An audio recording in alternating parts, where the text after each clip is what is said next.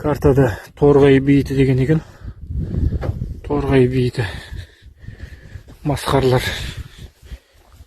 Масқардың таңбасы. Так, масқар руы дейді. Өтебай тайфасы. Сату бөлімін деп тұр. Мына жерде есімдерді көрінбей тұр. Мына жерде көрінбей тұр. 60 жасында 1892 жылда дейді алып қойды баласы Мұқаш. Алып қойдың баласы Мұқаш немесе Мұқыш. Қасында тағы бір құлпытас жатыр, бұның жартысы ана жақта жатыр. Бұл да масқар руы дейді. Өтебай тайфасының.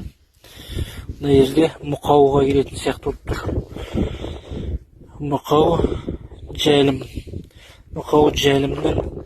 мына жерде қали бұла мына жерге түсінкіремей тұрмын.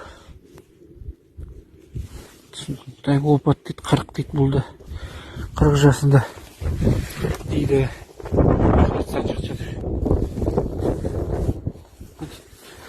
Таңбасы 1891 жылда дұрыс көрініңкіремей тұр.